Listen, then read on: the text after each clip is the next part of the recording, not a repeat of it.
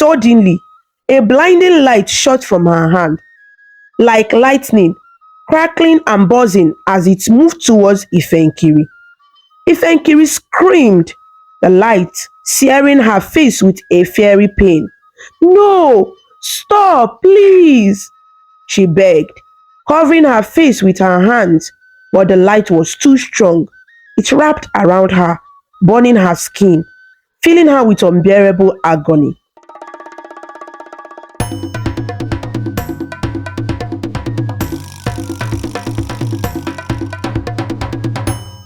In a land filled with beauty, nestled among rolling green hills and sparkling rivers, lay the magnificent Igbo kingdom.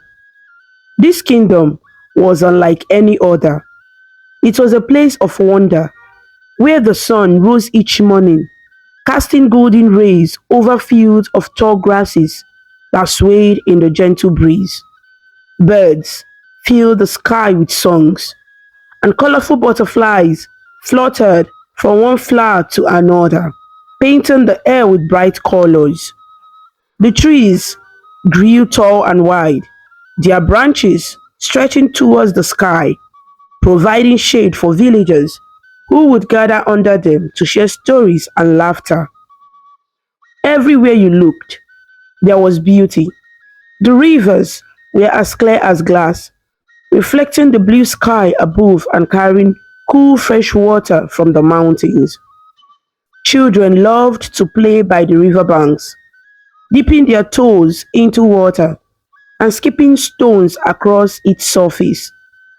Along the edges of the rivers, beautiful flowers bloomed in every color: red, yellow, purple, and white, making the kingdom look like a garden that never stopped growing. At the center of this beautiful land stood a grand palace, shining brightly under the sun.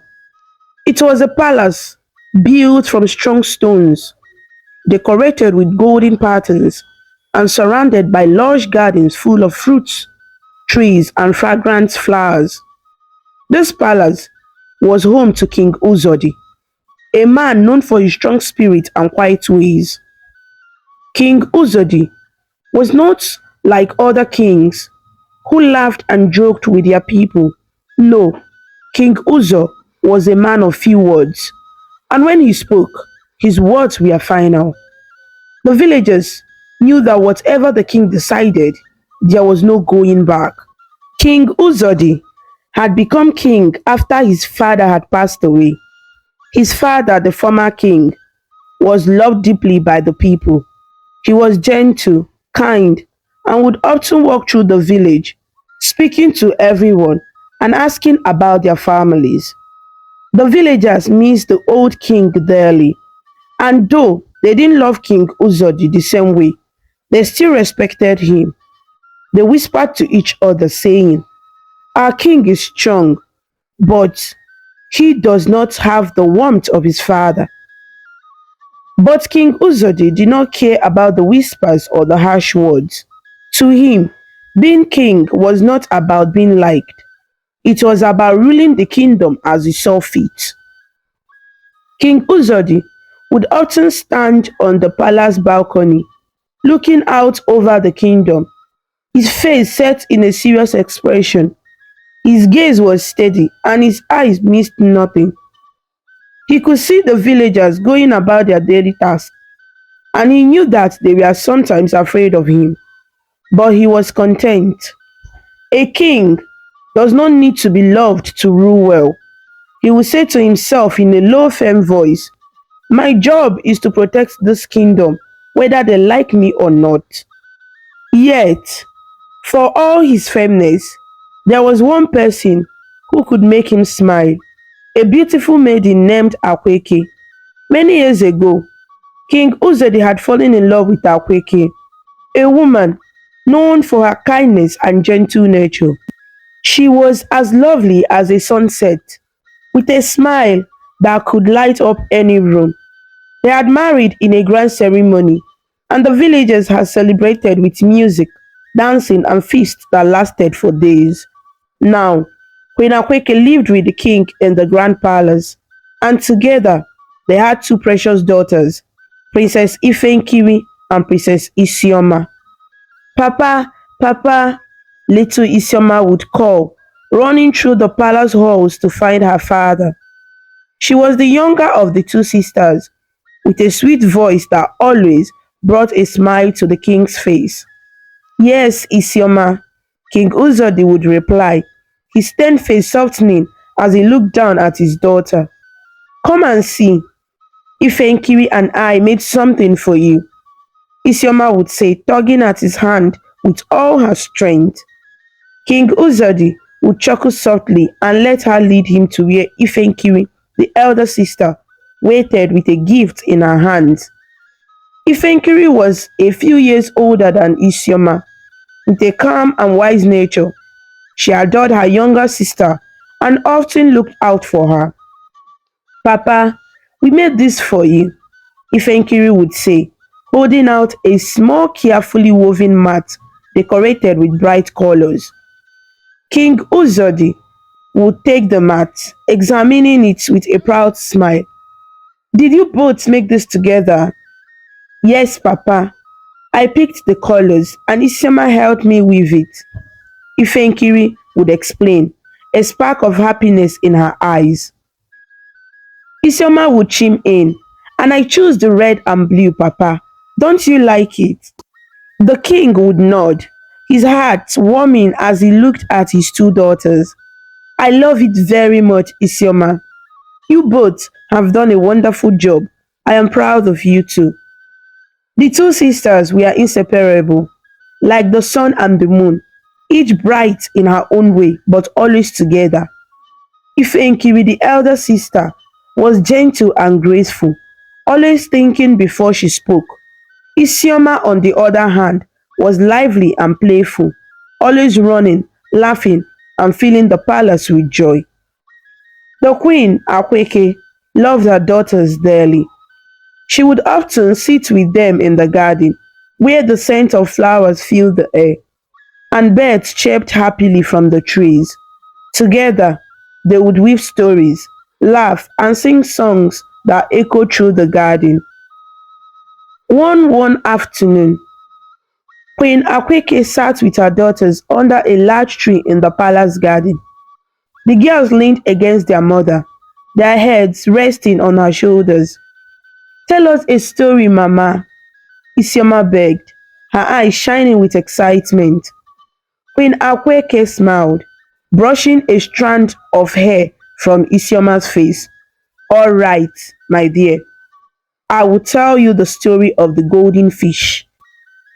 Yes! Both girls cheered, snuggling closer to their mother as she began the story. Once upon a time, Queen Akweke began, her voice soft and full of warmth. There was a golden fish that lived in a magical lake. This fish was no ordinary fish. It could speak, and anyone who saw it would be granted a wish. The girls listened with wide eyes as their mother told them tales of magic and bravery. They laughed when the golden fish played tricks on the villagers in the story, and they gasped when the hero of the tale faced danger. When the story ended, Isioma sighed happily. Mama, I wish I could see the golden fish. Queen Akweke chuckled. Perhaps one day, Isioma, but for now, we have each other, and that is more than enough magic. Ifenkiri, the older sister, looked up at her mother with a thoughtful expression. Mama, do you think Papa would like to hear the story too? Queen Akweke nodded. Your father may be stern, but he has a kind heart. He loves you both very much, even if he doesn't show it often. The girls nodded, understanding that their father was a man of few words, but they never doubted his love for them. That evening, as the sun set over the kingdom, painting the sky with shades of orange and pink, King Uzodi joined his family in the garden. The sight of his daughters playing and laughing brought a rare smile to his face. He sat beside his wife, watching as Isioma chased fireflies while Ifenkiri tried to catch them gently, her laughter filling the air. Papa, look at this, Isioma called, holding a tiny firefly in her hands. King Uzodi looked at her, his stern face softening. Be careful with it, Isioma. Fireflies are gentle creatures. Isioma nodded, letting the firefly go. It flew up, its tiny light glowing as it joined the others in the night sky. The family spent the evening together, the sounds of their laughter echoing through the palace. For a moment, the king forgot about his duties and the whispers of the villagers. He was simply a father, surrounded by his family, and in that moment, he felt true happiness. As night fell, Queen Akweke took her daughters to their room, tucking them into bed. She kissed them on their foreheads, whispering, "Good night, my precious girls. May your dreams be as sweet as honey." The girls snuggled into their blankets, their eyes heavy with sleep. "Good night, Mama. Good night, Papa," they murmured, their voices soft as they drifted off. King Uzodi stood at the door, watching them with a sense of peace. He turned to Queen Akweke, his voice gentle. "They are growing fast, aren't they?" Queen Akweke nodded, a smile on her face. "Yes, they are. And they have your strength, Uzodi. But they also have my heart." King Uzodi reached for her hand, holding it tightly. "Our daughters will grow up to be strong and kind like you, Akweke. They will be wise and they will bring honor to our family." Together, they stood by the doorway, watching over their daughters, knowing that in this beautiful kingdom, filled with laughter and love, their family was their greatest treasure. And so, as the stars twinkled in the night sky, the palace remained filled with warmth and happiness, a beacon of love amidst the strength and power of King Uzodi's reign. The family slept peacefully, knowing they had each other no matter what challenges lay ahead. Years went by, and the two princesses, Ifenkiri and Isioma, grew into lovely young ladies, admired by all in the kingdom. Princess Ifenkiri was now 20, graceful and confident, her beauty and charm unmatched. She was known for her lively spirit and her love for dance. Isioma, 17, was gentle and kind, her heart as warm as the morning sun, always a comfort to those around her. Their family was close and happy, with King Uzodi ruling strongly and Queen Akweke caring for them with love. The palace was often filled with laughter and music, especially when the princesses were practicing their dance steps. Together, Ifenkiri and Isioma brought joy to the kingdom, and they were rarely seen apart. They shared everything from secrets to dreams, and they loved dancing together. The sisters led a dance group in the kingdom, teaching young girls graceful steps and joyful songs. One sunny day, however, Isioma fell ill. She lay in her bed with a fever, looking pale and weak. Ifenkiri stayed by her side, gently holding her hand. "Isioma, are you feeling better?" she asked softly. Isioma shook her head, her voice barely a whisper. "No, sister, my head hurts, and I feel so tired." Queen Akweke sat by Isioma's bed, wiping her forehead with a cool cloth. "My dear, you must rest," she said lovingly, brushing Isioma's hair from her face. "You need to stay in bed today, and Ifenkiri, you must stay with her."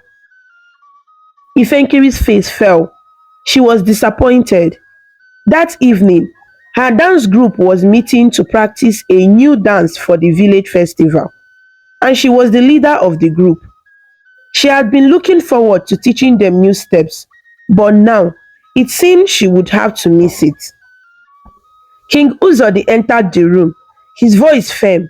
Ifenkiri, your sister needs you. You should not go to the dance today, okay? She would miss you if you were not here. Ifenkiri nodded, but in her heart, she wished she could go. Yes, Papa, she said, trying to hide her disappointment. King Uzodi looked at her closely. Promise me, Ifenkiri, that you will stay here tonight, she said, his gaze steady. Ifenkiri hesitated, then lowered her eyes. I promise, Papa, she replied softly.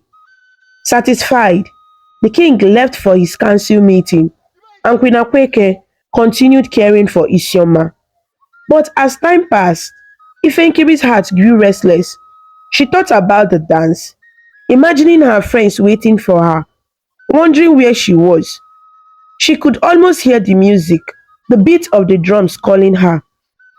I have to go, Ifenkiri whispered to herself, just for a little moment. I will be back before anyone notices. Quietly, she slipped out of the room and hurried through the palace corridors, careful not to make a sound. She knew her parents wouldn't like it, but she felt she had to be there for her dance group. She was their leader after all, and they were counting on her. Outside, the sun was setting, casting a warm glow over the palace gardens.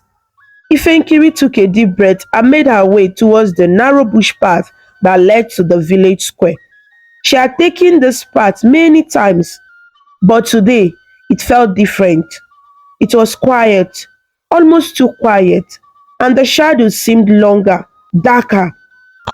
As she walked alone, she began humming a soft tune to herself, trying to shake off the uneasy feelings creeping over her. The leaves rustled in the evening breeze, and the air was cool. She walked with a light step, her heart lifted by the thought of dancing with her friends. Suddenly, out of nowhere, a strong push hit her from behind, as if an invisible hand had shoved her. Ifenkiri stumbled forward, almost falling. She caught her balance and looked around, her heart pounding. Who who is there? She called out, her voice trembling. But there was no reply, only silence. She took a deep breath, trying to calm herself. It's nothing, Ifenkiri, she whispered, just the wind. She started walking again, but the uneasy feeling lingered. She was just a few steps away from the main road when it happened again. This time, the force was stronger, almost violent, and she was thrown to the ground. She cried out, her voice echoing through the empty path. Ouch! She gasped, rubbing her arm where she had fallen. What what is happening? Her hand shook as she looked around, and that's when she saw her. An old woman, standing a short distance away, watching her silently. The woman's face was pale, her eyes hollow and strange, and her clothes were tattered and grey. She seemed to glow faintly, as if she was not entirely real. Ifenkiri's heart raced. She tried to stand up, but her legs felt weak. She could only stare at the woman, fear gripping her. The old woman began to cry, her face twisted with sorrow, but she didn't say a word. She simply stood there, her gaze fixed on Ifenkiri, her tears falling silently. Who are you? Ifenkiri stammered, her voice barely a whisper. Why are you crying? But the old woman did not answer. Instead, she stretched out her arm, her hand trembling, and opened her palm wide. She made a strange twisting motion with her fingers, as if calling on some mysterious power. Suddenly, a blinding light shot from her hand, like lightning, crackling and buzzing as it moved towards Ifenkiri. Ifenkiri screamed, the light searing her face with a fiery pain. No! Stop, please! She begged, covering her face with her hands, but the light was too strong. It wrapped around her, burning her skin, filling her with unbearable agony. Please, I beg you, stop, please, she cried, her voice hoarse with pain. But the old woman's expression remained sorrowful, and the light only grew brighter. Then, as quickly as it had started, the light vanished. The old woman disappeared, leaving Ifenkiri alone, lying on the ground, shaking and gasping for breath. She felt a terrible pain on her face, a burning sensation that made her eyes water. She struggled to her feet, swaying, her heart pounding in her chest. She had to get back to the palace, to her family. She couldn't understand what had just happened, but she knew she had to get away.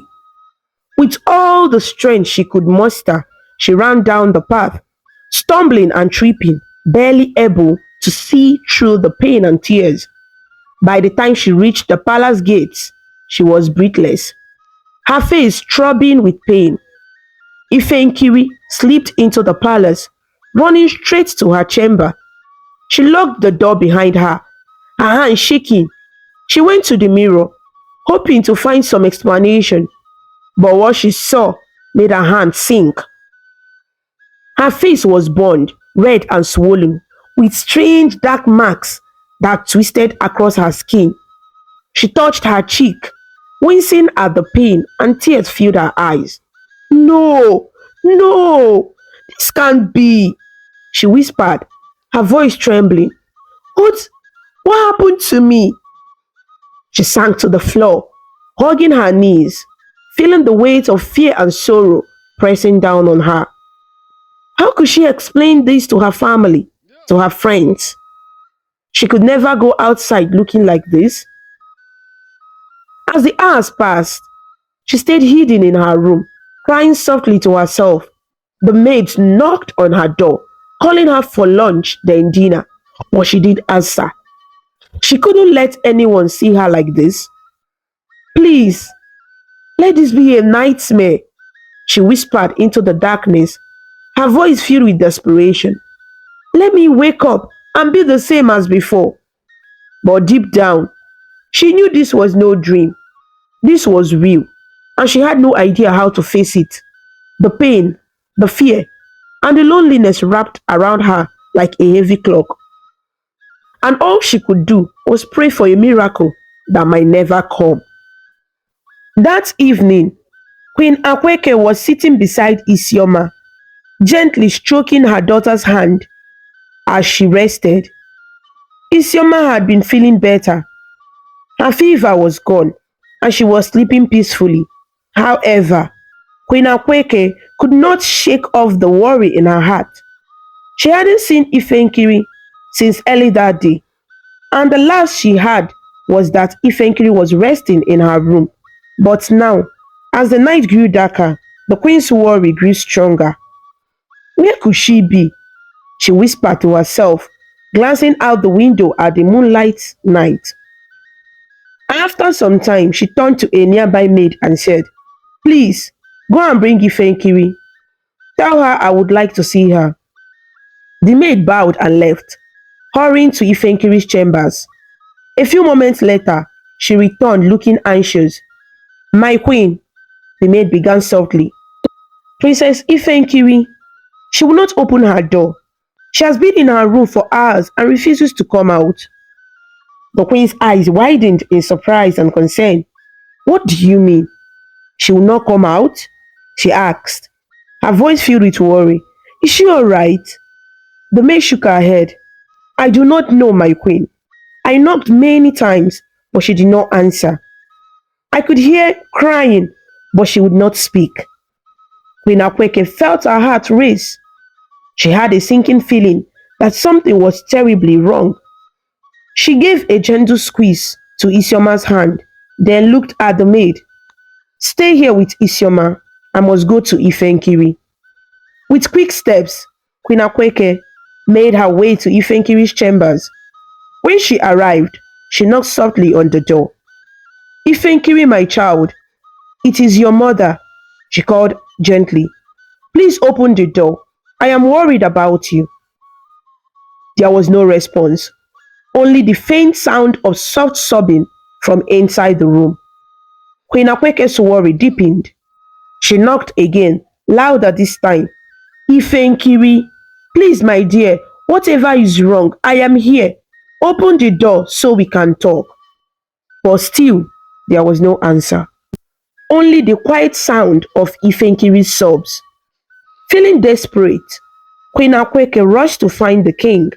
She found him in his study, reading by the light of a candle. The moment he saw the worry on her face, he put down his book and stood up. What is it, my queen? What is wrong? He asked, his voice calm but filled with concern. It's Ifenkiri, the queen replied, her voice trembling. She has locked herself in her room and she won't open the door. I can hear her crying, but she will not answer me. Without a word, King Uzodi followed the queen back to Ifenkiri's chambers. He reached the door and knocked, his voice strong and steady. Ifenkiri, it's your father. Open this door at once, he commanded. For a moment, there was silence. Then a small shaky voice replied from inside. Papa, I can't. King Uzodi exchanged a worried look with Queen Akweke. This wasn't like Ifenkiri at all. They had never had her sound so sad, so frightened. Ifenkiri, the king said, his voice softer now. Whatever has happened, we are here for you. Please, my daughter, open the door. But Ifenkiri did not open the door. She remained inside, crying softly, feeling too ashamed and afraid to face her family. As the hours passed and midnight grew near, even Isioma managed to gather her strength and come to Ifenkiri's door. Though she was still weak, she gently knocked, her voice tender and caring. Sister, it's me, Isioma, she whispered. Please, please open the door. I miss you. I need you, sister. Inside, Ifenkiri heard her sister's voice, and her heart ached. She could feel the love and concern from her family on the other side of the door. With a deep, shaky breath, she gathered her courage and slowly unlocked the door. As the door creaked open, everyone took a step back. Gasps filled the hallway, and the maids and guards who had gathered nearby turned and ran in fear. They were terrified, unsure of what they were seeing. But the king, queen, and Isioma stood their ground, their faces filled with shock and sorrow. Ifenkiri stepped forward, her face hiding in the dim light, but her appearance was unmistakable. Her once beautiful face was now marred with dark, twisted marks, her skin burned and swollen. She looked down, unable to meet their eyes, tears streaming down her cheeks. King Uzodi took a deep breath, trying to understand what he was seeing. He gently called her name. Ifenkiri, is that you? Yes, Papa, she whispered, her voice filled with pain and shame. Queen Akweke's heart broke as she looked at her daughter's face. Oh, my dear child, what has happened to you? She asked, her voice shaking. Ifenkiri couldn't hold back her tears any longer. She burst into sobs, covering her face with her hands. Mama, I'm so sorry. I disobeyed you. I disobeyed Papa, and now this has happened to me. Isoma moved closer to her sister, her own eyes filled with tears. She reached out, holding Ifenkiri's hand gently. Sister, you're still my sister no matter what. I'm here with you. Queen Akweke wrapped her arms around both daughters, tears streaming down her face. Oh, my girls, we'll face this together, no matter what it is. We are a family. King Uzodi stood silently, his face solemn. He felt the weight of his daughter's sorrow, and though he was a strong man, his heart ached to see her in such pain. Finally, Ifenkiri gathered the courage to speak, her voice trembling as she told them everything. I I wanted to go to the dance, she began, her voice barely a whisper. But you told me to stay with Isioma. I couldn't help it, Papa. I felt I had to be there for the dance group. I thought I could go and return quickly before anyone noticed. King Ozadi's expression grew stern, but he said nothing, letting her continue. So I sneaked out and I walked down the path alone, Ifenkiri continued, her eyes distant as she remembered. At first, everything seemed fine, but then something strange happened. I felt a force push from behind. It was so strong, I almost fell. Kwenakweke and Isioma listened in shock, holding Ifenkiri's hand tightly. And then she continued, I saw I saw an old woman. She looked like no one I had ever seen before. Her face was pale, her eyes empty. She was crying, but she didn't speak. She just looked at me. The queen's hand tightened around Ifenkiri's. Oh, my poor child. I was scared, Mama, Ifenkiri whispered, her voice breaking. I wanted to run, but I couldn't move. Then she reached out her hand, and a light came from her palm. It it hit me, Mama. It burned my face, and I couldn't stop it. I begged her to stop, but she didn't listen. Then she disappeared. Tears fell down her cheeks, and she looked at her family, her voice filled with regret. I should have listened to you, Papa. I disobeyed you, and now this is my punishment. The king placed a hand on her shoulder, his voice gentle yet firm. Ifenkiri, this is not your fault. Something beyond our understanding has happened here. We'll find a way to help you. Queen Akweke nodded, wiping her own tears. Yes, my dear, you are not alone. We are with you, and we will not rest until we find a way to make you well again. The king turned to a nearby guard, his voice strong. Summon the royal seer. Tell him it is urgent. The guard nodded and hurried off. King Uzodi looked back at his daughter, his eyes filled with determination. The seer will be here soon, Ifenkiri. He will know what to do. The family guided Ifenkiri back to her room and helped her settle into bed. Queen Akweke sat beside her, gently stroking her hair, whispering soothing words. Sleep, my child, the queen said softly. Rest, and know that we are here with you. Ifenkiri looked up at her mother, her eyes filled with gratitude and sorrow. Thank you, Mama. Thank you for not leaving me. Isioma sat on the other side of the bed, holding her sister's hand tightly. I love you. No matter what happens, I am here for you, okay? Ifenkiri smiled through her tears, feeling comforted by their love. As the night grew deeper, they all stayed by her side, each one silently praying for a miracle. King Uzodi stood by the window, looking out at the dark sky, his heart heavy. He did not know what the morning would bring, but he knew one thing for certain. His family would face it together, and they would do whatever it took to help Ifenkiri. It was a night filled with silence, prayers, and quiet promises of hope. As the first light of dawn broke over the kingdom, the family prepared to face the unknown, united by their love and determination to save Ifenkiri. The next morning, as the first rays of sunlight filtered through the palace windows, the royal family was filled with anticipation and worry. The seer was on his way, and they hoped he would bring answers, maybe even a way to heal Ifenkiri. The palace was quiet, and even the birds seemed to sing in softer tones, as though sensing the heaviness in the air. When the seer finally arrived, he was led to Ifenkiri's chambers. Queen Akweke and King Uzodi waited anxiously by the door, their hearts heavy. Ifenkiri sat on her bed, her face still marked with the dark twisted bonds, her eyes filled with sadness. She looked down as the seer entered, ashamed of what she had become. The seer stepped into the room, his face calm but curious. When he saw Ifenkiri's face, however, his expression changed and he gasped, taking a step back.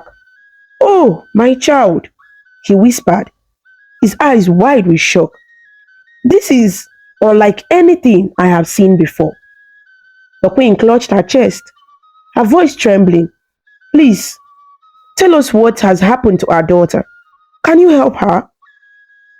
The seer nodded slowly, his gaze never leaving Ifenkiri's face. "This is not an ordinary illness or injury. There is something dark and strange about it. Whoever did this came for revenge. This was meant to cause great suffering." The king and queen looked at each other, their hearts sinking. "Revenge?" The king repeated, his voice filled with disbelief.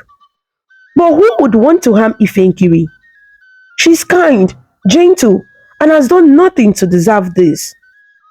The seer shook his head. "The spirit world works in ways we cannot always understand, Your Majesty. Someone from another realm has targeted her, perhaps even from another life, or for reasons beyond our knowing." Queen Akweke's eyes filled with tears. She moved closer to the seer. "Is there anything we can do? Can you remove this curse?" The seer sighed deeply. "I must consult the oracle. I will seek answers, but it will take time. We must keep Princess indoors until I return. She must not go outside, and no one must come too close until we know more." He reached into his bag and pulled out a small bottle filled with a green glowing liquid. He handed it to the queen. "Apply this to her face every morning and evening. It will ease her pain, but it may not remove the marks." Queen Akweke took the bottle carefully, her hands trembling. "Thank you. We'll do as you say." The seer gave a solemn nod. "I will return after 4 market days. By then, I hope to have the answers we seek." He turned to Ifenkiri, his voice gentle. "Be strong, child. The spirits test you, but your family's love will give you strength." With that, he left the room, leaving the royal family in silence. King Uzodi, Queen Akweke, and Isioma stayed by Ifenkiri's side, each of them feeling a mix of sorrow and hope. They did their best to cheer her up, sitting by her bedside, telling stories and offering words of comfort. "Remember that time, Ifenkiri," Isioma said with a smile, "when you tried to teach me the new dance steps, but I kept tripping over my own feet." Ifenkiri managed a small smile, her eyes bright with a hint of laughter.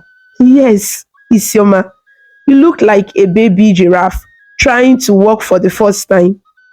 Isioma giggled, her laughter filling the room. "And you still made me leader of the dance group for that day." Everyone was so confused. Their parents looked on, pride and sadness mingling in their expressions. They were proud of their daughter's strength and love for each other, but they couldn't ignore the fear in their hearts. They knew the seer's words meant something far more serious than any one of them could imagine. Each day, Isioma came to Ifenkiri's room with new stories and jokes, trying her best to keep her sister's spirit high. She would lean close, whispering, "Want to hear a funny joke, Ifenkiri?" Ifenkiri nodded, her eyes lighting up. She loved hearing Isioma's joke, even if they were silly. "What did the drum say to the dancer?" Isioma asked, her voice filled with excitement. "I don't know," Ifenkiri replied, a small smile tugging at her lips. "I said it." "It said, 'Beat it,'" Isioma exclaimed, giggling.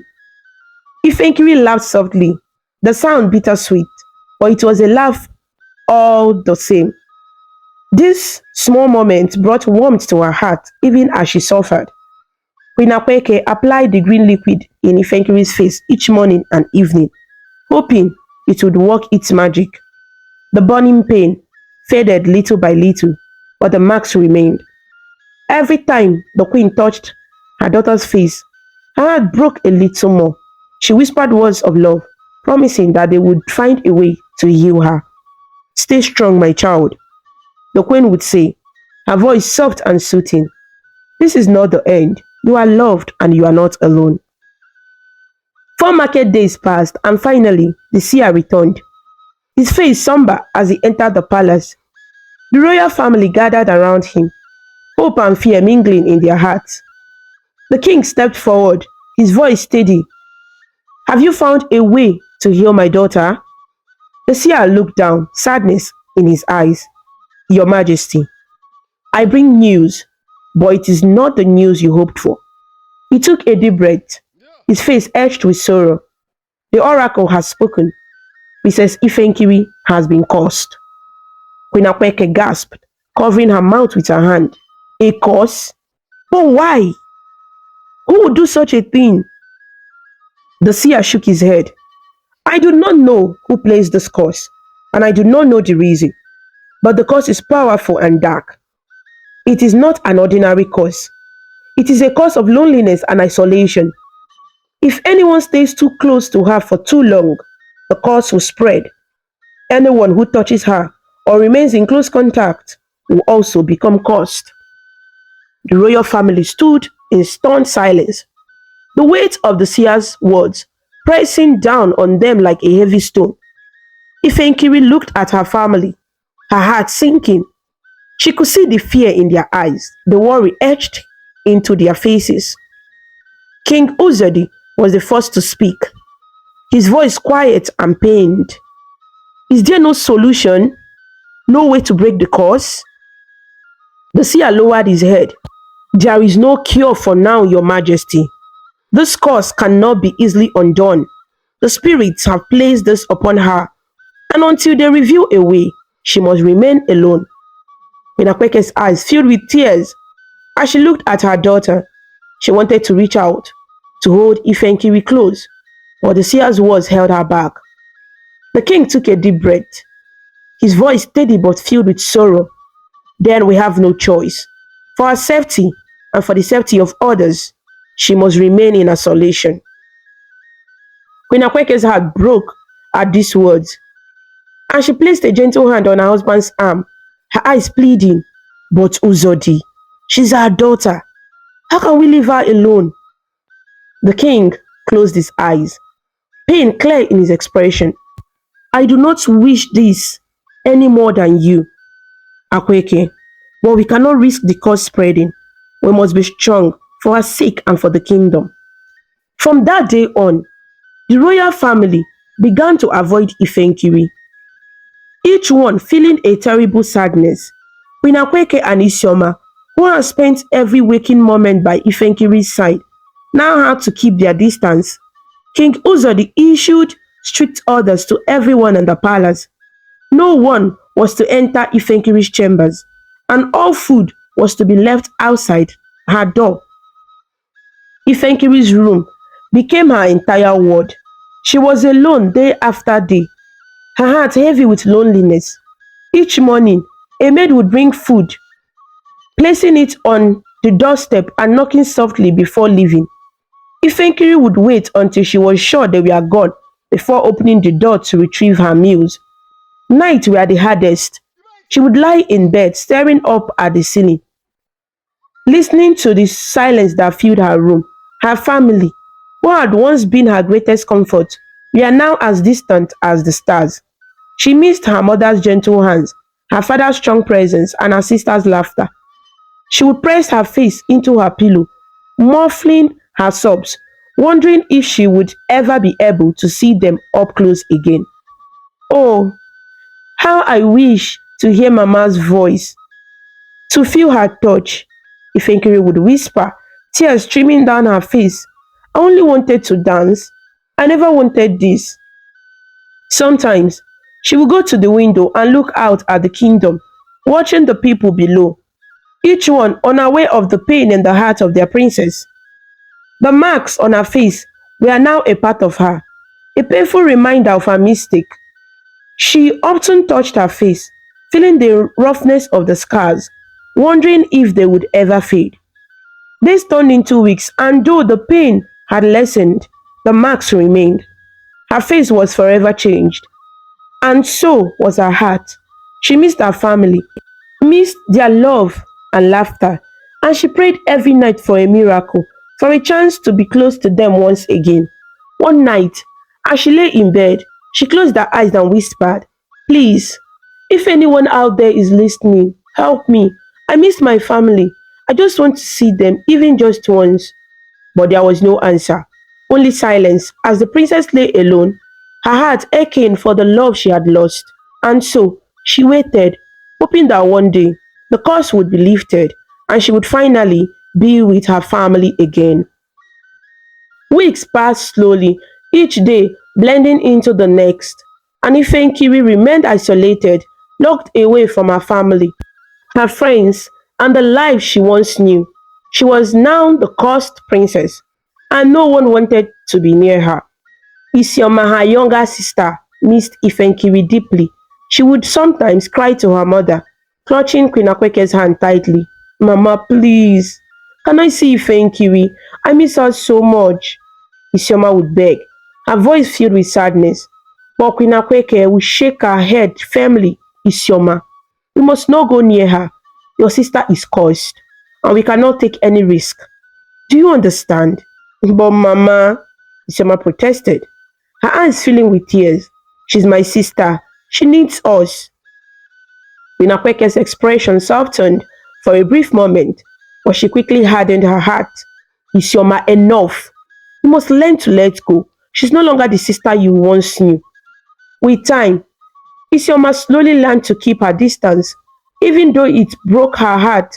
She missed her sister's laughter, the way Ifenkiri would tell her silly jokes, and the way they would dance together. But now, Ifenkiri felt like a distant memory, someone she could no longer reach. Even King Uzodi, who once looked after his family with such strength, now avoided speaking about Ifenkiri. He focused on his duties, pretending that the cursed princess was no longer part of their lives. For the royal family, it was as if Ifenkiri had vanished, like a shadow that had faded away. Inside her room, Ifenkiri felt the deep loneliness and hurt of being abandoned. Every day felt the same. She would wake up, eat her meals alone, and sit in silence, staring out the window. She watched the birds fly freely in the sky, and she envied them. They had wings. They could go anywhere they wanted. She, on the other hand, was trapped, cut off from everything and everyone she loved. One night, as everyone in the palace was fast asleep, Ifenkiri decided she couldn't take it anymore. She was tired of being isolated, tired of the walls around her. She needed to breathe, to feel the fresh air on her skin. She wanted to remember what it felt like to be free. "If I stay here any longer, I will lose myself," she whispered to herself, her heart pounding with a mix of fear and excitement. Carefully, she opened her door, peeking out to make sure no one was around. The palace was dark and silent. The guards were far away, patrolling through the outer walls. She slipped quietly down the corridors, her bare feet making no sound on the cold floor. As she reached the palace gate, she took a deep breath. The air was cool and crisp, and for the first time in months, she felt alive. She stepped outside and made her way down the path leading to the village square, her heart racing with each step. The night was peaceful, with a gentle breeze rustling through the trees. The stars shone brightly above, like tiny diamonds scattered across the sky. Ifenkiri closed her eyes for a moment, letting the wind brush against her face. It was a feeling she had almost forgotten. This, this is what freedom feels like, she whispered to herself, a small smile forming on her lips. But her peaceful moment was short-lived. Suddenly, she felt a presence, something strange and cold. She opened her eyes and turned, and there, standing in the shadows, was the same old woman who had cursed her. This woman's face was just as Ifenkiri remembered, pale with hollow eyes and a sorrowful expression. Ifenkiri's heart raced. But this time, she felt more anger than fear. She stepped forward, her voice trembling but filled with courage. Who are you? She demanded, her voice louder than she intended. Why did you do this to me? What have I ever done to deserve this? The old woman didn't speak. She simply stood there, her eyes filling with tears as she looked at Ifenkiri. Her sadness was so deep that it seemed to fill the air around them. Ifenkiri's anger fled even more. She clenched her fists, her voice shaking with frustration. Answer me! Are you here to kill me? Because that's all that is left to do. Look at me. Look at what you did. My family has abandoned me. I'm like an outcast in my own home because of you. If you wanted to destroy me, then just finish it. The woman's eyes filled with more tears, but she still didn't speak. She looked at Ifenkiri with a sadness that seemed to stretch across lifetimes. Then, without a word, she turned and began to walk away, disappearing into the darkness. But Ifenkiri wasn't finished. She followed the woman, her heart pounding, desperation driving her forward. Wait, Ifenkiri called, running after her. You can't just walk away. You must undo what you have done. Tell me who you are and tell me why you cursed me. The woman kept walking, never looking back, but she led Ifenkiri deeper into the dark forest. The trees loomed tall and shadowy around them, and the only sound was the soft crunch of leaves beneath their feet. Finally, the old woman stopped. She turned slowly and pointed at a small hidden spot among the trees, her finger trembling as she gestured. Her eyes were still filled with sorrow, and tears streamed down her face. Ifenkiri looked in the direction the woman was pointing, confusion filling her mind. It was a simple spot, just a patch of earth beneath an old tree. Nothing about it seemed unusual or important. What does this mean? Ifenkiri asked, her voice soft, almost pleading. Why are you showing me this? The woman didn't answer. She continued pointing, her eyes never leaving the spot. Her silence was haunting, and Ifenkiri felt a shiver run down her spine. Please, Ifenkiri whispered, her voice breaking. I don't understand. Why are you doing this to me? What do you want me to see? But the woman remained silent, only pointing. Her eyes filled with an unexplained sadness. Just as Ifenkiri was about to ask another question, she looked away for a moment, and when she turned back, the woman had vanished. Ifenkiri's heart raced as she looked around, but there was no trace of the old woman. She was gone, leaving only silence and shadows. A deep fear washed over Ifenkiri, and she felt a sudden urge to run. She turned and dashed out of the forest, her breath coming in quick, panicked gasps. She didn't stop until she reached the palace, slipping back inside and running straight to her chambers. She closed the door behind her, locking it, her heart pounding. Once she was back in the safety of her room, she sat on her bed, her mind racing with questions. Who was that woman? Why had she pointed to that strange spot in the forest? And why couldn't she speak? As she sat there, Ifenkiri began to wonder if there was something more to discuss, something she didn't understand. Maybe the woman wasn't trying to harm her after all. Maybe, just maybe, she was trying to show her something important. For the first time in months, Ifenkiri felt a small spark of hope. The mystery of the old woman and the spot in the forest gave her a sense of purpose, something to focus on other than her loneliness and pain. She lay down on her bed, her thoughts swelling as she tried to make sense of everything that had happened. She didn't have all the answers yet, but she knew one thing for certain. She would return to that spot in the forest. She would find the old woman again and uncover the truth, whatever it might be. As she drifted off to sleep, a calm settled over her heart. She felt lighter than she had in a long time, as though a small weight had been lifted. For the first time in months, Ifenkiri slept peacefully, her dreams filled with thoughts of the forest, the old woman, and the strange paths that lay ahead of her. And somewhere, in the depths of her heart, a new resolve was born.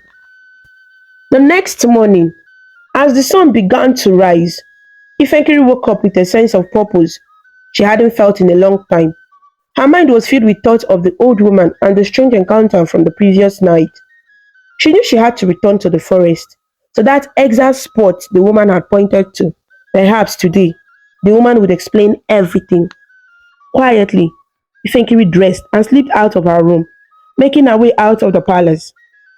The guards were still in their morning routine, and no one noticed her as she walked towards the edge of the forest. Her heart beat faster with each step, but she was determined to find answers. As she entered the forest, the air around her felt cooler, almost as if the trees were whispering secrets that only they knew. The early morning light filtered through the branches, casting long shadows on the ground. Ifenkiri wrapped her arms around herself, feeling a mixture of fear and curiosity. Suddenly, as she approached the spot the woman had pointed to the night before, she saw her standing there waiting. The woman's pale face and hollow eyes were just as haunting as before, and for a moment, fear gripped Ifenkiri's heart.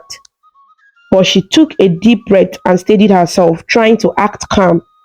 "Hello," Ifenkiri said, her voice soft but clear. You showed me this place yesterday. Can you explain what you are trying to tell me?" The woman didn't respond.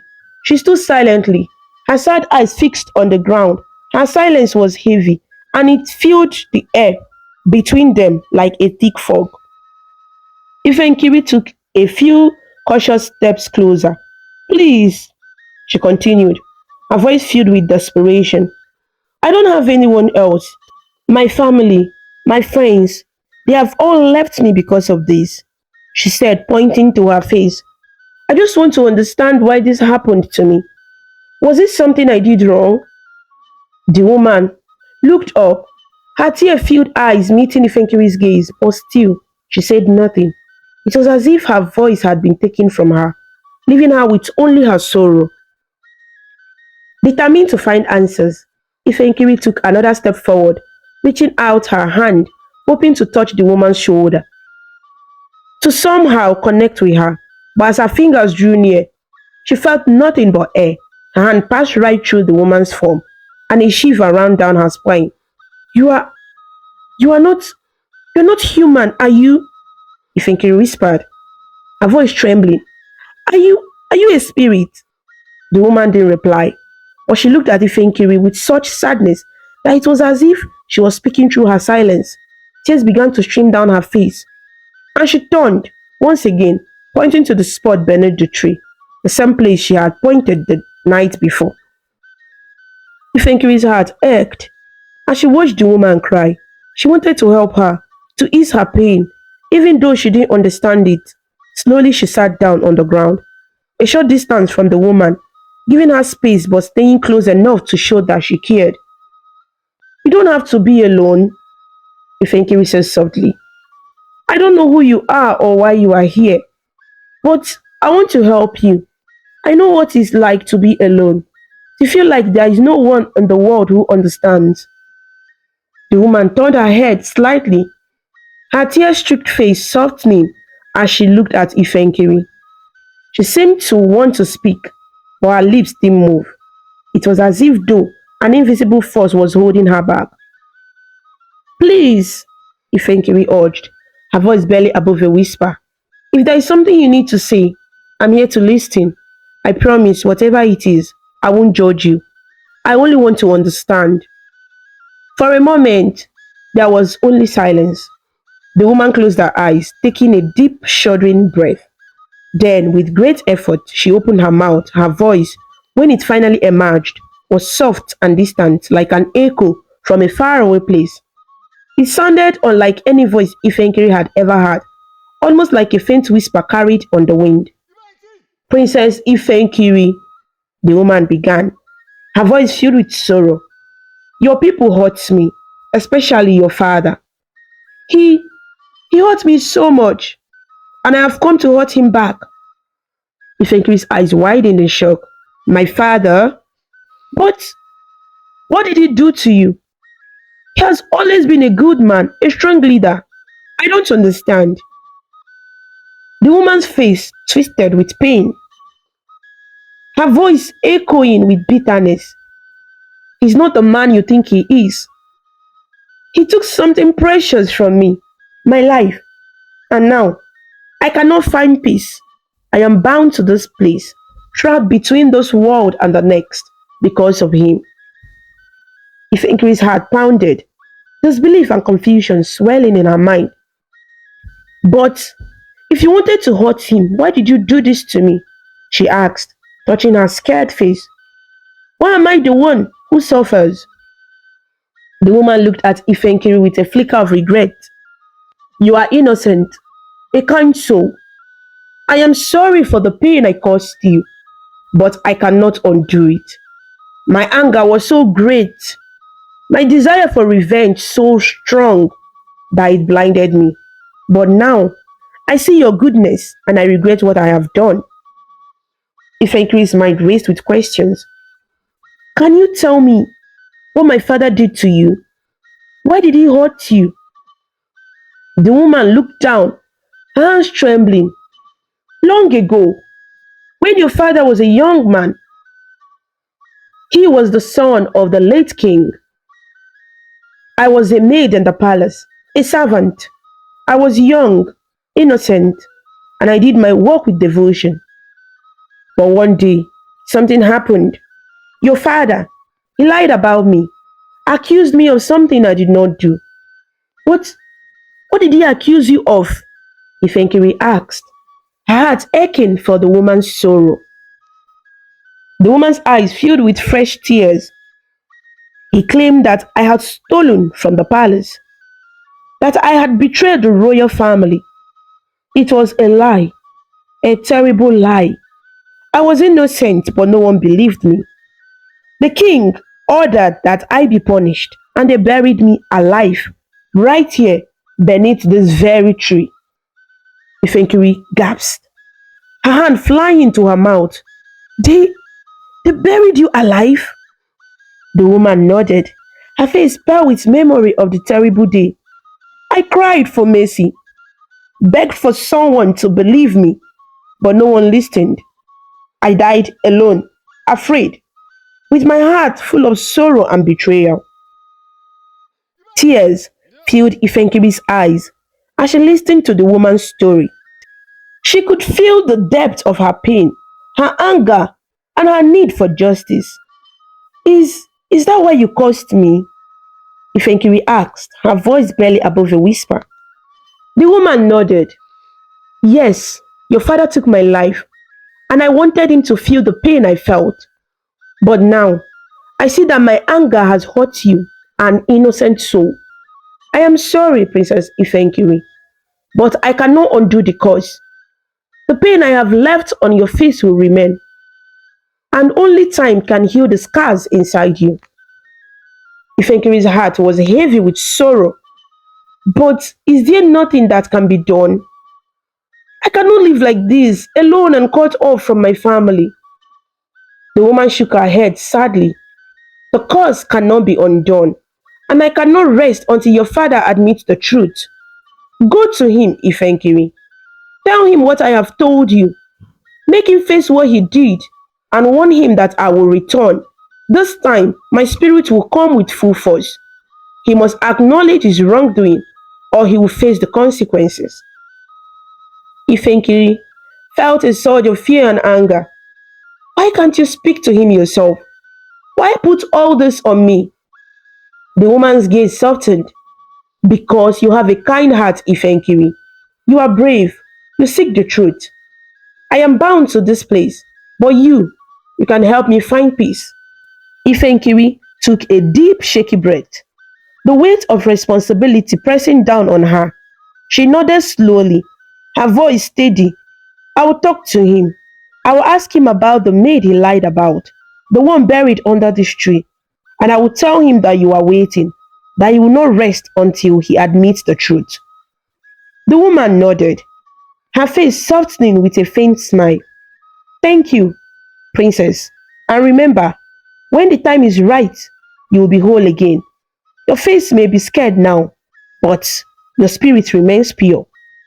With those final words, the woman's form began to fade, her body dissolving like mist in the morning sun. Ifenkiri's eyes widened as she watched her disappear, her heart pounding with a mixture of shock and fear. "Wait!"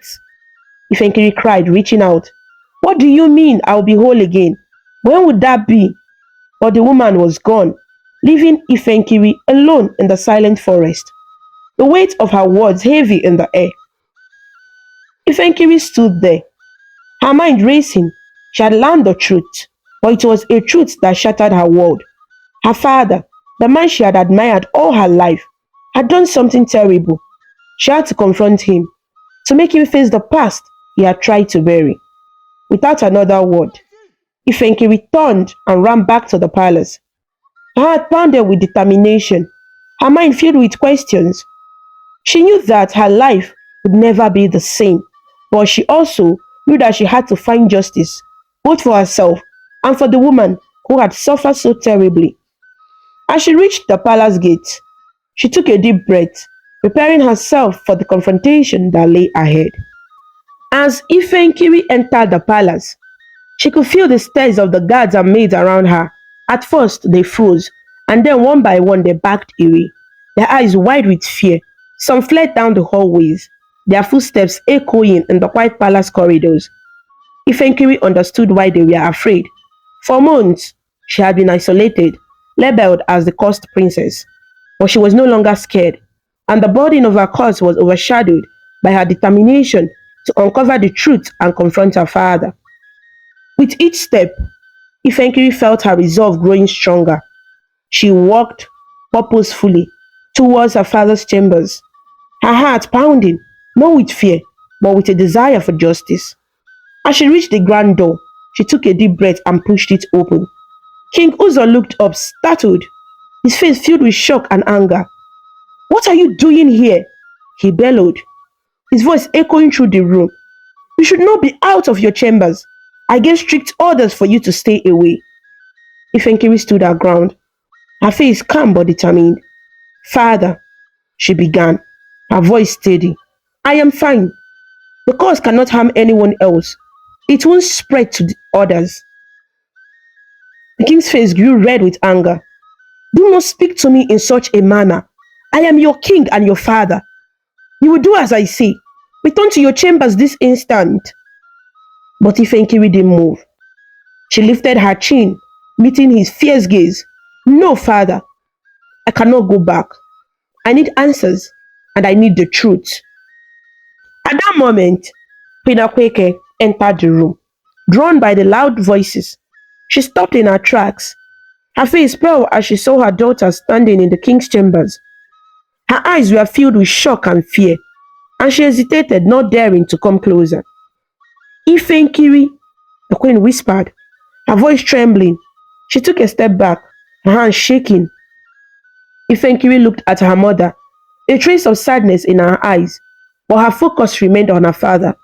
"Father," she continued, her voice unwavering, "I need to know the truth about a maid from the past, the one who was forcefully accused and buried alive. Who was she?" King Uzo's expression changed, a flicker of panic crossing his face. "What nonsense are you speaking of, Ifenkiri? There is no truth in these wild tales. Go back to your chambers and stop this madness." But Ifenkiri held her ground, her voice growing firmer. "I will not stay silent, father. I met her, the woman who cursed me. She told me everything. She said you wronged her, and I am paying the price for it. I cannot be silent while I suffer for something I did not do." Queen Akweke's eyes widened, her face a mask of confusion and worry. She looked at the king, her voice soft but pleading. "Uzodi, what is she talking about? Is any of this true?" The king turned to his wife, his face stern. "Do not listen to her, Akweke. She's confused and unwell. These are merely the ramblings of a troubled mind." But Ifenkiri shook her head, her voice rising with emotion. It's not a lie, mother. The woman spoke to me. She told me that she was wronged, that she was innocent, and that she was buried alive because of a lie. Father, if you have any heart left, please tell us the truth. The room fell silent as her words hung heavily in the air. Isioma, who had been drawn by the commotion, quietly entered the room, standing beside her mother, her eyes wide with curiosity and concern. Father, Ifenkiri continued, her voice softer now but filled with pain. I am suffering because of your actions. Please, tell the truth and set us free. Queen Akweke looked at her husband, tears forming in her eyes. Uzodi, please. I need to know the truth. Did you did you do something to this woman? The king's shoulder slumped, the strength in his posture fading. He took a deep, shaky breath, his gaze dropping to the floor. For a long moment, he said nothing, the weight of his silence filling the room. Finally, in a voice that was barely a whisper, he spoke. Yes, it is true, he admitted, his voice trembling. There was a maid. Her name was Onwa. She was beautiful, kind, and full of life. I was young then, foolish and proud. He looked up, his eyes filled with regret. I liked her. I wanted her to be mine, but she refused. She turned me away, said she loved someone else, a common man from the village. It made me angry, so angry that I couldn't think straight. Ifenkiri's heart ached as she listened to her father's words, the truth unfolding like a painful wound. What did you do to her? She asked, her voice choked with emotion. The king looked away, his face pale. I I set her up, he whispered, shame coloring his voice. I accused her of stealing from the palace. I planted a valuable item in her belongings and told the king, my father. He believed me without questions, and he ordered that she be punished. Queen Akweke gasped, her hand covering her mouth, tears streaming down her face. You, you did this? You lied about an innocent girl. But why? The king shook his head, his voice filled with sorrow. I was young, reckless. I thought that if I couldn't have her, no one else should. But I never meant for her to be killed. I thought my father would punish her, maybe banish her from the palace. I didn't know. I didn't know they would bury her alive. Ifenkiri's eyes filled with tears, her hands trembling. Because of your actions, she has come back to seek justice, father. She cursed me, hoping it would hurt you. She has been trapped in the forest, her soul restless and filled with sorrow. Isioma stepped forward, her voice soft and filled with disbelief. Father, how could you? She was innocent. She didn't deserve such a fate. The king hung his head, unable to look at his daughters. I know, I know I have done a terrible thing. I have lived with this guilt all my life, and I could never forgive myself. I tried to bury it, to forget, but it seems the past does not stay hidden forever. Ifenkiri's heart was heavy with pain and anger. Because of your choices, I have been isolated, cast out by everyone I love.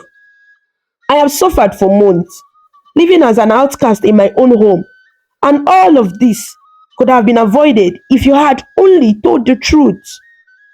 The king looked at her, his face pale, his eyes filled with sorrow. I am so sorry, Ifenkiri. I never wanted this to happen to you. I thought I thought I could escape my mistakes, but I was wrong. Queen Akweke stepped forward, tears streaming down her cheeks as she took Ifenkiri's hand in hers. My dear child, I am so sorry. I should have believed you, should have trusted you. I let fear drive me away from you. Isioma joined them, her own face wet with tears. She wrapped her arms around her sister, hugging her tightly. I'm so sorry, Ifenkiri. I missed you so much. Please forgive us. Ifenkiri hugged her mother and sister tightly, her heart filled with a mixture of relief and sadness. I forgive you. I just want us to be a family again. The king watched them, his face pale and filled with regret. He looked away, unable to bear the sight of his family embracing while he stood alone, burdened by his guilt. Queen Akweke turned to him, her voice soft but filled with determination. Uzodi, we must make things right. You need to go to that place and admit your wrongs. Onwa's spirit will not rest until you acknowledge what you did. King Uzodi nodded slowly, his face etched with sorrow. I will do it. I owe her that much and I owe all of you. I must confess my sins and seek her forgiveness. Ifenkiri looked at him, her heart aching but softened by his willingness to take responsibility. It is the only way, Father. She asked me to warn you. She said her spirit will return in full force if you don't confess. The king took a deep breath, shuddering breath, his voice barely a whisper. I understand. I will go to that place, to the spot where they buried her. I will tell the truth. Queen Akweke placed a gentle hand on his arm. We will be by your side, Uzodi. This is not something you have to face alone. The family stood together, a sense of unity and healing filling the room. For the first time in months, Ifenkiri felt a weight lift from her shoulder. Her family was with her, and together they would find a way to make things right. As they embraced, a sense of peace settled over them, a promise of healing and hope. The journey ahead would not be easy, but they would face it together, bound by love, forgiveness, and the desire to seek justice for a wrong that had been hidden for too long. And so, the family prepared for the path ahead, ready to confront the past and find a way to set both Ifenkiri and the spirit of Onwa free. That evening, as the sun began to set, casting a warm golden glow over the village, King Uzodi sent words to the chiefs and the villagers, asking them to gather in the village square. The people murmured in surprise, for it was unusual for the king to summon them so late in the day.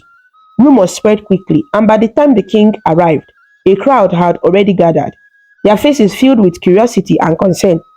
The chiefs stood near the front, whispering among themselves as they watched the king approach with his family by his side. Queen Akweke held her daughters close, her expression filled with both pride and sorrow. Ifenkiri walked with her head held high, her face still marked, but her spirit strong. Isioma walked beside her sister, supporting her with each step. When they reached the center of the square, King Uzodi raised his hand, signaling for silence. The crowd quieted, their attention fixed on him. My people, the king began, his voice steady or heavy with emotion. Today, I stand before you not as your king, but as a man who has made a grave mistake. I have come to confess a sin I have kept hidden for far too long. The villagers exchanged glances, surprised and puzzled. The king continued, his gaze sweeping over the crowd. Many years ago, when I was young and foolish, I wronged an innocent girl named Onwa. She was a maid in the palace, a gentle and kind soul who did her work with dedication. But I allowed my pride and jealousy to cloud my judgment. I wanted her affection, but when she chose another, I grew angry. I lied to my father, the king, at the time, and accused her of theft. Because of my lie, Onwa was taken away, and his voice broke, his eyes filling with tears. She was buried alive, punished for a crime she did not commit. Gasps and murmurs spread through the crowd. Shock and disbelief written on their faces. The villagers looked at each other, their expressions filled with sorrow and anger. Many had known Onwa or heard of her, and to learn of her unjust fate filled them with sadness. Queen Akweke stepped forward, her voice filled with emotion. We have all suffered because of this secret. Our daughter, Princess Ifenkiri, has borne the weight of this curse. She has been isolated and cast out, all because of a wrong that was never hers to bear. Ifenkiri lifted her chin, her voice clear and steady as she addressed the crowd. Onwa's spirit has returned, seeking justice. She has suffered, and she caused me to share her pain. But she has shown me mercy, and now we are here to ask for your forgiveness and to right this terrible wrong. The villagers listened, many with tears in their eyes. Some began to cry openly, their hearts aching for the tragedy that had befallen both Onwa and Ifenkiri. One of the village elders, a man with a long white beard and wise eyes, stepped forward. Your Majesty, what you did was wrong, but you have shown courage in admitting your sin. How do you plan to make amends? The king looked down, humbled and broken. We will go to the place where Onwa was buried. I will beg for her forgiveness. I will do whatever it takes to free her spirit. And once we have her blessings, we will give her the proper burial she was denied.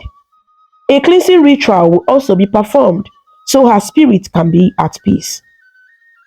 The villagers murmured in agreement, some nodding, others still wiping away tears. They understood that this was a moment of great importance, a chance to heal wounds that had festered for too long. The king turned to the chiefs and elders. Please, come with us. Let us do this together, as one village, one family. I cannot make things right alone. The chiefs nodded, their faces solemn. The villagers, men, women, and children, all prepared to journey to the forest, following the king and his family. As they walked through the forest, a heavy silence filled the air. The wind rustled through the trees, creating a haunting melody that seemed to echo with the sorrow of the past. The villagers walked slowly, their footsteps soft on the forest floor, each one carrying a deep respect for the soul they were about to honor. When they reached the spot where Onwa's spirit had appeared to Ifenkiri, a chill ran down the crowd. Suddenly, a strong breeze blew through the trees, so powerful that it pushed many of them to their knees. The villagers gasped, looking around in fear, but the king remained where he was, his head bowed, his hands clasped in front of him. The king fell to his knees, his voice choked with emotion. Onwa, if you can hear me, I am sorry. I was young and selfish, and I took your life in my anger. I lied about you, and because of me, you suffered a fate you did not deserve. Please, Onwa, I beg for your forgiveness. Queen Akweke, Ifenkiri, and Isioma knelt beside him, their voices filled with sorrow as they added their pleas. Onwa, the queen said softly, her voice trembling, forgive us. We turned away from our daughter because of fear, and we failed you too. We are sorry, and we will do everything in our power to give you the peace you deserve. Ifenkiri closed her eyes, her heart aching as she spoke. Onwa, I have felt your pain, your loneliness. I am sorry for everything you went through, and I hope you can find peace. I promise to honor your memory and carry your story in my heart. The villagers, seeing the royal family on their knees, joined them, bowing their heads in respect. Suddenly, Ifenkiri felt a familiar chill, and as she opened her eyes, she saw Onwa's spirit standing before her. Her form was ghostly, her face pale, and her eyes filled with sorrow and anger. But only Ifenkiri and the king could see her. Onwa's gaze shifted to the king, her eyes cold and piercing. King Uzodi's voice trembled as he addressed her. Onwa, I am so sorry. I was a fool, and my action caused you unimaginable pain. I know I cannot bring you back, but please, find it in your heart to forgive me. Onwa looked at him, tears streaming down her ghostly face. She raised her hand, and the air grew heavy, a powerful force pressing down on everyone.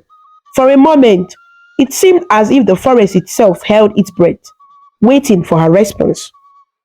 Finally, in a voice filled with sorrow and bitterness, Onwa spoke, her words echoing in Ifenkiri's and the king's ear. You took everything from me, Uzodi. You stole my life, my future, and left me to die alone. Do you know what it feels like to be buried alive? To to scream and beg for mercy, only to be met with silence. The king's face was pale, his eyes wide with guilt and horror. I am truly sorry, Onwa. I cannot change the past, but I promise to honor your memory and make things right. Onwa's gaze softened slightly as she looked at Ifenkiri. It is only because of her, because of Ifenkiri's kindness and innocence, that I will let go. She has suffered because of your sins, Uzodi, but her heart remains pure. Ifenkiri felt a warmth in her chest, a small spark of hope. Thank you, Onwa. I promise to remember you, to keep your story alive. Onwa nodded, her expression softening. But there are conditions. I will not find peace unless a proper burial is given to me. You must perform a cleansing ritual, and you would also honor me as you would have done for any respected member of the village. The king bowed his head. I will do everything you ask, Onwa. You have my word. Onwa's gaze returned to Ifenkiri, a faint smile crossing her lips. And you, Ifenkiri, keep being the good person you are. With time, you will be whole again. Ifenkiri's eyes filled with tears as she nodded. I will, Onwa. Thank you. Thank you for giving me this chance. Onwa's spirit began to fade, her form dissolving into the air. But before she disappeared completely, she looked one last time at the king, her voice carrying a final warning. Remember, Uzodi, I'll be watching. Do not forget the pain you caused and keep your promise, or I shall return. With that, Onwa's spirit vanished, leaving the forest silent once more. The villagers, who could not see her but felt her presence, remained on their knees, their hearts heavy with respect and sorrow. Days later, the royal family fulfilled Onwa's request. They held a ceremony in her honor, giving her the burial she deserved. The village elders performed a cleansing ritual, purifying the land and lifting the dark presence that had lingered for so long. The villagers gathered, offering their prayers and respect to the soul of Onwa, hoping that she would finally find peace. As the ceremony is concluded, King Uzo addressed the village, his voice filled with insincerity. I have wronged not only Onwa, but each of you by hiding this terrible truth. I am sorry, and I promise from this day forward to be a better leader, a man of truth and integrity. I owe it to each of you and to the memory of Onwa. The villagers murmured in agreement, their respect for the king renewed by his courage to admit his mistakes. They had learned a powerful lesson, one that would live on for generations, the importance of honesty, compassion, and justice. After the reconciliation, life in the village took on a new light. Ifenkiri was no longer seen as the cursed princess. The villagers, who once kept their distance, now greeted her warmly whenever she passed by, their eyes filled with respect and admiration. Children ran up to her with smiles, and elders nodded approvingly. Ifenkiri felt her heart warm each time she saw their smiles and heard their greetings. The dark cloud that had once hung over the royal family had lifted, and peace had returned to the village. King Uzodi, more humble and reflective than before, was a changed man. He led with a renewed sense of fairness, mindful of his every word and action. Queen Akweke walked with pride, her love for her daughters shining brightly in her eyes. And Isioma, always by Ifenkiri's side, looked at her sister with admiration, as if seeing her strength for the first time. 2 months after that fateful reconciliation, Ifenkiri woke up early one morning. The first rays of sunlight were just beginning to filter through her window, casting a soft glow across her room. She stretched, feeling a strange light feeling in her chest. For the first time in months, she felt fully at peace. With a yawn, she made her way to the small mirror by her dresser, intending to freshen up. But she looked into the mirror, she froze. She blinked, unsure if her eyes were playing tricks on her. She leaned closer, her heart pounding in her chest. Her face, it was back to normal. The marks, the scars that had marred her skin were gone. Her face was smooth and as beautiful as it had been before the curse. Ifenkiri's eyes widened in shock and a joyful scream escaped her lips. "Ah, I'm healed!" she cried, her voice filled with disbelief and joy. The sound of her scream echoed through the palace, waking everyone. The maids, the guards, and even the royal family rushed to her room, alarmed and curious. Queen Akweke was the first to burst through the door, her face filled with worry. Ifenkiri, what is it? Are you alright? But when she saw her daughter's face, she stood in her tracks, her eyes filling with tears. Oh, oh, Ifenkiri, she whispered, covering her mouth with her hands. You are back. Your beautiful face is back, my daughter. King Uzodi entered next. His expression tense, but when he saw Ifenkiri's restored face, a smile spread across his face, one of pure happiness and relief. My daughter, he murmured, his voice choked with emotion. You are healed, truly healed. Isioma ran up to her sister, throwing her arms around her in a tight hug. Ifenkiri, you are back. I knew you would be fine one day. I just knew it, she cried, tears streaming down her face. Ifenkiri hugged her family tightly, her heart brimming with gratitude. Thank you, all of you. I couldn't have made it through without you by my side. Your love, it gave me strength. The family held each other, tears of happiness mingling with laughter. It was a moment they would cherish forever, a moment of healing, love, and unity. After their joy settled, the king summoned the entire village to the palace courtyard. The villagers gathered quickly, their faces bright with curiosity and excitement. News had already spread that something wonderful had happened to Princess Ifenkiri. When Ifenkiri stepped forward, the crowd gasped in delight, their faces lighting up with joy. The scars were gone, and the princess they loved and respected was now restored to her former beauty. The villagers cheered, clapping and shouting words of praise and joy. Princess Ifenkiri, we are so happy for you, one of the villagers called out, his voice filled with admiration. We missed you, princess, a young girl shouted, waving excitedly. Ifenkiri's heart swelled with happiness as she looked at the crowd. She raised her hand, signaling for silence, and the villagers quieted, waiting for her to speak. My dear people, Ifenkiri began, her voice steady and filled with warmth. Today is the day of joy, not only for me but for all of us. The curse that once weighed on our village has been lifted, and peace has returned. I am grateful to each of you for your love and support.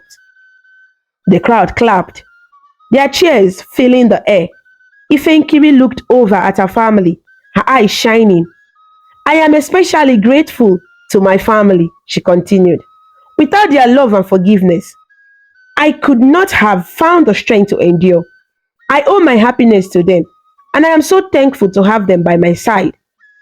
Pinakweke wiped a tear from her eye, her heart swelling with pride for her daughter. King Uzodi nodded, his gaze filled with a newfound respect for Ifenkiri. After the celebrations, Ifenkiri returned to her daily life, but now she felt a deep appreciation for every small moment. She spent time with her family, laughing and sharing stories. She returned to her dance group with Isioma, and when she arrived, the young girls greeted her with open arms. Princess Ifenkiri, you are back, one of the girls exclaimed, her face filled with joy. We missed you here so much. Ifenkiri smiled warmly. I missed all of you too. Thank you for waiting for me. Now, let's dance like we have never danced before. The girls laughed and clapped, gathering in a circle as Ifenkiri led them in a joyful dance. They twirled, their movements graceful and free, their laughter filling the air. Ifenkiri felt a sense of peace and joy like never before. And she danced with all her heart, grateful for every moment. From that day forward, Ifenkiri was loved and respected by everyone. The villagers often told the story of the princess who had endured a great trial and emerged stronger, a symbol of courage and kindness. The royal family grew closer, united by the lessons they had learned. And King Uzodi led with wisdom and compassion, forever changed by events that had unfolded. As the years went by, the village flourished under King Ozodi's guidance, and Ifenkiri and Isioma grew up side by side, sharing their joys and sorrows, and always supporting each other with love. And so, peace and happiness reigned in the village, and the tale of Princess Ifenkiri, her strength, and her family's love became a story that would be told for generations to come. A story of forgiveness, healing, and the unbreakable bond of family. This story teaches us that honesty and kindness are very important. Ifenkiri's father made a big mistake when he was young by lying about someone, which hurt her badly. But when he was brave enough to say sorry and tell the truth, things started to get better. Ifenkiri also showed kindness and courage, even when she was hurt and alone. Her family learned to love and support her again, and they became happy together. This story reminds us to always be truthful, to be brave in hard times, and to love our family even when things are difficult. Thank you so much for watching this amazing story about Ifenkiri on African Stories. If you liked it and felt inspired with her journey, please show your support by clicking the like button, sharing with your friends, and leaving a comment below. To see more interesting stories and learn about different cultures, subscribe to African Stories by V. And don't forget to ring the notification bell so you never miss a new story. Your support means a lot and helps us bring more stories to you. Until we meet again, stay connected, stay inspired, and keep smiling.